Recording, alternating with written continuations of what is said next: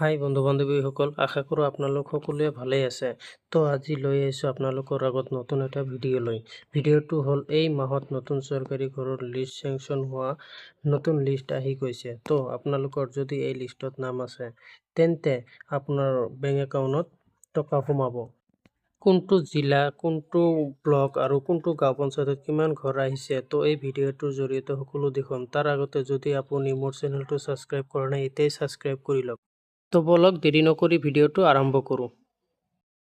প্ৰথমতে আপুনি আপোনাৰ মোবাইলৰ ক্ৰোম ব্ৰাউজাৰ অপেন কৰি সাৰ্চ বাৰত pmay.nice.in সাৰ্চ কৰি ক্লিক কৰি দিব। তাৰপিছত এনেকৈ পেজ খোল খাব। খোৱাৰ পিছত প্ৰথম যিটো লিংক আছে এতে ক্লিক কৰি দিব। pmyg.nice.in ক্লিক কৰি দিব।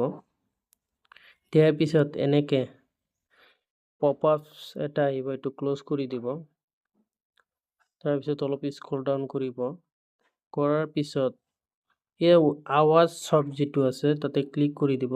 দিয়াৰ পিছত অলপ স্ক্ৰল ডাউন কৰিব। কৰাৰ পিছত 2 নম্বৰ অপশ্যন যিটো আছে ৰিপৰ্টছত ক্লিক কৰি দিব।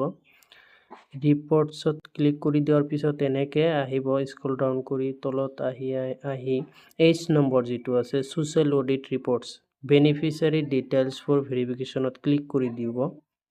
দিয়াৰ পিছত এনেকৈ স্ক্ৰল ডাউন কৰিব। আপুনি ইয়াতে আপোনাৰ ষ্টেট চিলেক্ট কৰি ল'ব প্ৰথমতে। তাৰপিছত নিজৰ ডিষ্ট্ৰিক্টটো চিলেক্ট কৰি ল'ব।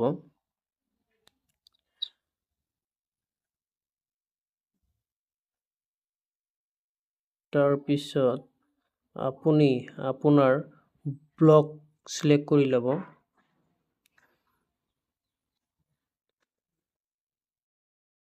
তাৰপিছত নিজৰ গাঁও পঞ্চায়তটো চিলেক্ট কৰি ল'ব।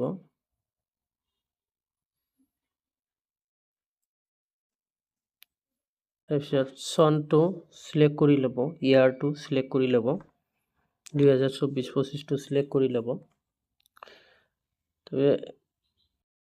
প্ৰধানমন্ত্ৰী আৱাস যোজনা এইটো চিলেক্ট কৰাৰ পিছত আপুনি এনেকৈ কেপচা কোডটো বহাই ছাবমিটত ক্লিক কৰি দিব।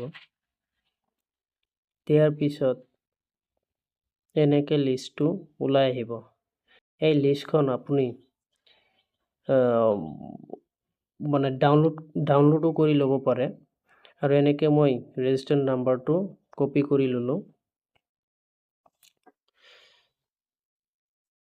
আপুনি আপোনাৰ PDF ফাইলটো ডিলিট কৰি ৰাখিব পাৰে।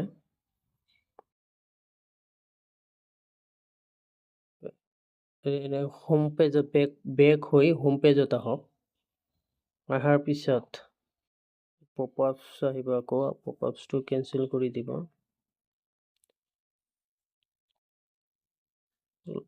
স্ক্ৰল ডাউন কৰিব।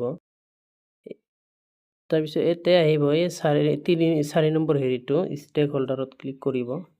কৰাৰ পিছত প্ৰথম যিটো আছে লিংক সেইটোতে ক্লিক কৰি দিব। কৰাৰ পিছত এনেকৈ আপোনাৰ ৰেজিষ্ট্ৰেশ্যন নাম্বাৰটো বহাই ল'ব, যিটো মই কপি কৰি ৰাখিছিলোঁ। এতিয়া পেষ্ট কৰি দিম। পেষ্ট কৰি দিলোঁ। দিয়াৰ পিছত এনেকৈ কেপচা কোডটো বহাই ল'ব। কেপচা কোডটো বহাই লৈ